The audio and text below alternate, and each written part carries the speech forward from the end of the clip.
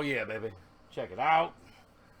Woo! It is hard to keep up with T2. Oh man. Man, I feel better. We're getting ready for the Corona apocalypse tomorrow. It's supposed to actually been the 27th, this past Monday, but May the 1st for some reason was always the thing. And we're getting ready for it. As you can see, I'm freshly shaved. Freshly. I just came out and dried off. Cool. Got my haircut happening. I do mine like this. I don't shave it all the way down because I don't have a receding hairline. I actually have a proceeding hairline. I have to shave my forehead because my hair, got those good genes and nice thick head of hair. Now, although the color's falling out in some spots and all that, but yeah, man, got the high and tight. It took me back to the 90s. This is the second time I've done this, man. This is the shortest my hair has been in years. But at the same time, it's nice and fresh, ready to put on my respirator mask, or one of my double layered mask of the apocalypse if they'll let me wear that. About to open up our business tomorrow, guys and gals, and it's going to be interesting. We spent the past 3 days getting the store reconfigured, and I'm not going to tell you what to do. I just understand it's a retail establishment, and we reconfigured the front entrance all the way to the back of the store, all the way around, all the way to the front to the checkouts, and it actually looks like it should. If this makes sense, it looks like it should when there's not an apocalypse going on. Does that make sense? Because we don't have, it just, the sales floor is a lot more open. 6 feet, baby, 6 feet. 6 feet. And now that space is there, it's like, damn, this actually feels better. Now, when you fill it up with a bunch of people from the country, it's going to be a lot different. And that's one thing that I wanted to talk about is we go through all this preparation, waiting on PPE. Some of us already had some. We had some in store already. And we go through all this taping the floor and moving fixtures and taking stuff off the floor and making sure 6 feet lines are all through the store. This place looks like a fun zone, but it actually is pretty clean looking, man. I was looking at this going, this is on time. If they could balance the freight level to where it could be like this 365, man, it'd be awesome. Of course, we don't have any freight in the back. Nothing ever stays in the back room. Comes straight off the truck to the shelf. And that's one reason why we get overpacked, but they're going to have to come up with another plan for some of that stuff, because if this is the new norm, the allocations are going to have to come down. And it's not just us. That's going to be a lot of retail establishment that's going to have to do that to balance the room per space. Because some places, they shove that stuff to the shelf, man, fast as they can get it, and they still got full back rooms. And where a place like ours, we take it straight off the truck, straight to the sales floor, brown boxes, we unpack them and put it to the shelf. And now we're prepared to unlock those doors tomorrow at 10 a.m. But today, we had one store open up next door. Now, Old Navy, TJ Maxx, I think Ross is still closed. But places like that are still kind of, in their, they're not even there. I don't know what they're doing. They may never open back up. Who knows? But the first person to come to the front door today, Uncle Jesse. Ha ha! OMG. All I saw was this old motorcycle pulling up and a beard flapping in the breeze. Looked like Cringer. You know who Cringer is? He's a streamer. Beard just flapping in the breeze as he pulls up, takes his helmet off, grabs an old beat up, curled up, dirty ass cowboy hat and throws it on his head. Old dirty ass flannel shirt, black in the front of his pants, looked like he'd been out, come straight from milking the cows and plowing, and gonna come to our establishment. Come up to the front door, big ass signs that say closed. And I'm walking past with something. I forget what I was even doing. I was walking past with a fixture or merchandise or something we were doing. And he looked and he just stood there and he put his face up against the door. I'm trying to ignore it, but I'm looking, I'm like, really, dude? And he just stood there looking, staring, confused. And then he puts his mouth up in the crack. Hey! Like on the fucking door. Why ain't y'all open? Sign's right there, dude. Read it. Well, can you give me a reason? And I straight said, are you being serious right now? Yeah. Well, why ain't you open? Can you give me a reason why you can't be open? Coronavirus, dude? I mean, have you not paid attention? I didn't say that part, but I said coronavirus?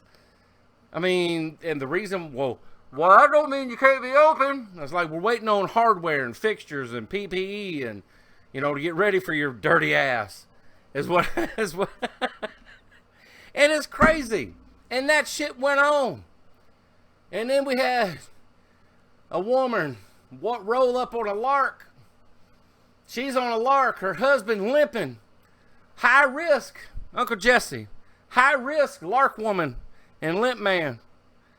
And they was all confused looking. Like, they keep saying high risk people, please. And we don't sell medicine, folks. We don't sell any type of food. We don't sell any type of medicine. Not even hinting around with it. What we sell, you can do without. Seriously. Most people do. Depending on where you live down here. And it kept on. Then Moo Moo, Kiki, and Tehran showed up. All day long. Folks rolling by in these blacked out window cars. And I'm like, why? And yeah, I know that's a lot of business that we're losing, but at the same time, I'm thinking to myself, these folks are all out here like just because the stay-at-home order went away, he implemented a safer home order, and even, I quote, say, we're not turning the light switch off on coronavirus. And they still coming out like it's over with. Like the expiration date on the coronavirus is over with and it's just gone. It doesn't exist anymore. It was all a joke. Ha ha. I just don't get it. And I have listened to a scanner over here whenever I'm, on this computer doing whatever, and I start hearing the sirens blaring by, and I actually should have, I don't know, man, it was a long one, but I actually hit the, I still have Audacity on the old computer, so I record like MP3s or whatever, like podcast type things, and there was on Tuesday and Wednesday multiple calls to break up parties, to break up crowds. Apartment complex apparently was having a block party. 75, they said at least 75 people were out there. Another spot, they said it was 25 people having a beach party, at least. Another place was like, he said, 40 plus peoples. I mean, folks, just because the order's over with does not mean you don't need to be careful. That's the whole point of what I'm talking about. And I just don't understand. We are absolutely, you might as well, and here's the deal. I know a lot of people misunderstand saying, Craft Chest, you're worried about this too much. Yes, I am. We need to do one or two things. Just say, fuck it, and if you get it, you get it. If you die, you die, myself included. Or we need to follow the rules. All right? The rules have been put out there for everybody to follow. Okay? I think it's funny as all get out.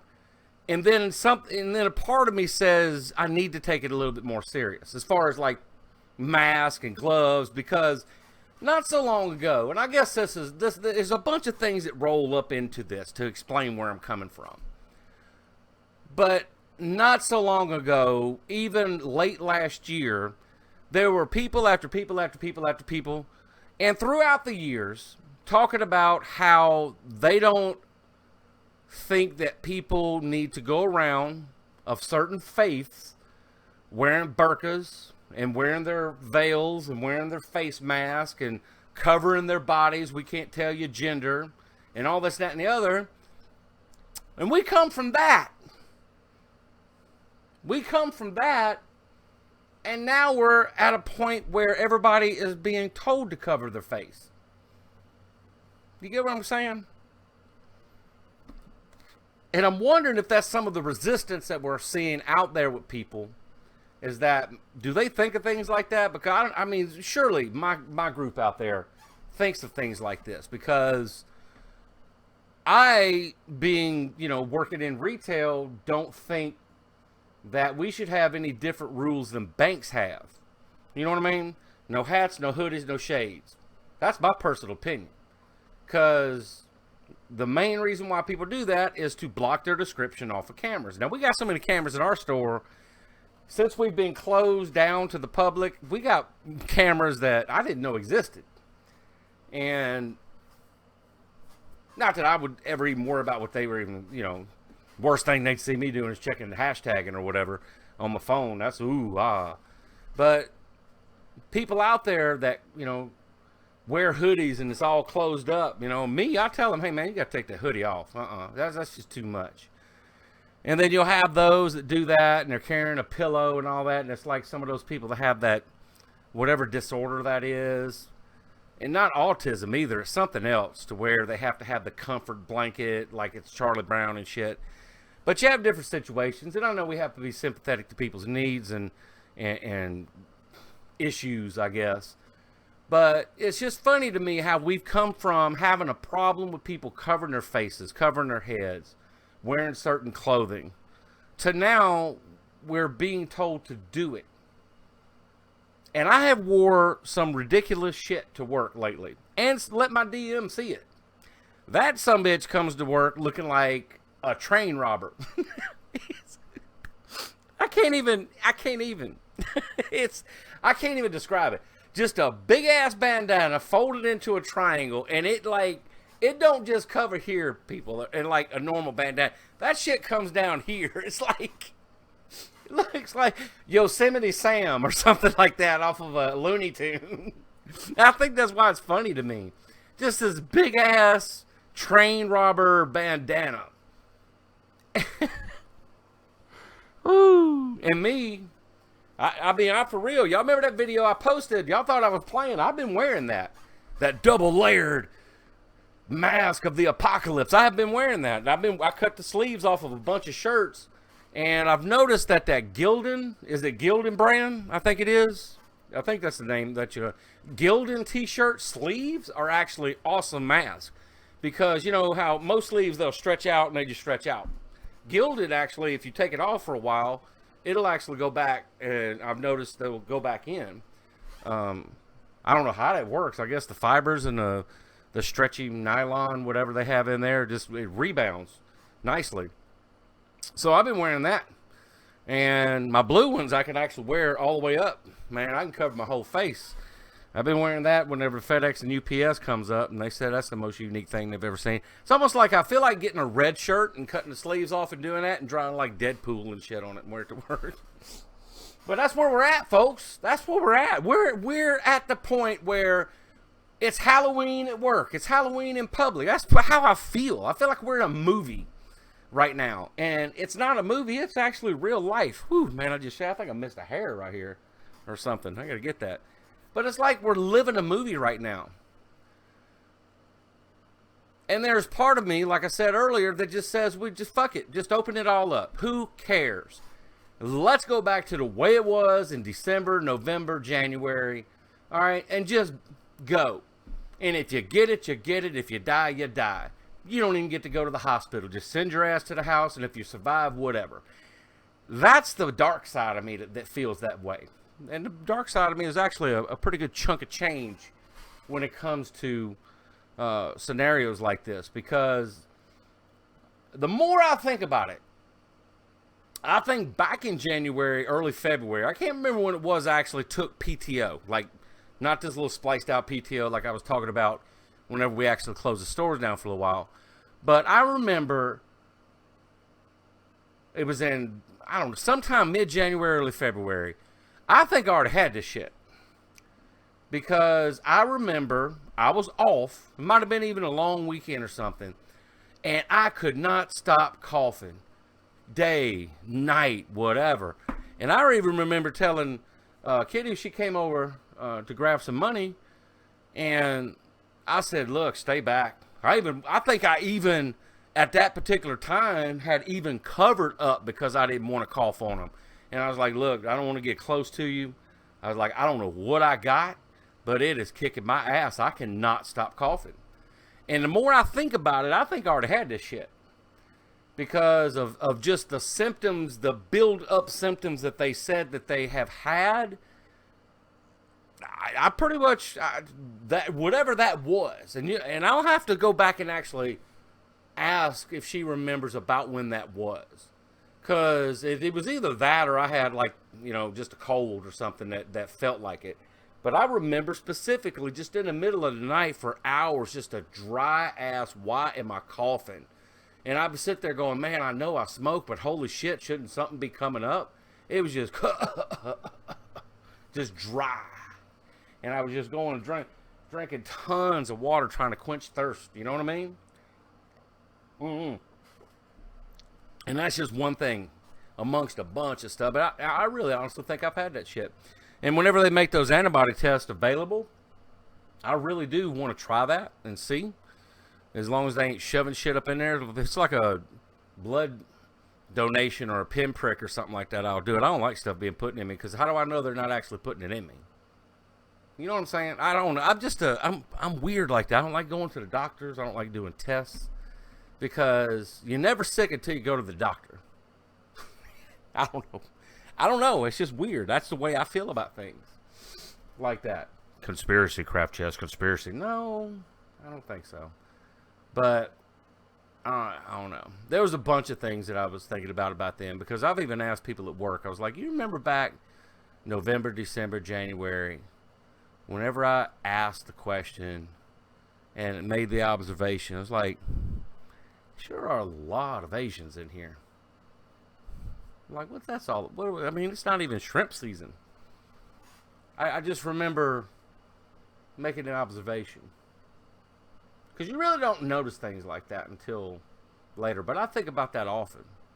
And I'm not being racist about it. It's an observation. It's like, and I asked a couple of guys, like, you remember that? Because I was pointing out, I was like, we sure do have a lot of Asians here right now. It wasn't even Mardi Gras season. This was like I said, November, December, January, early February.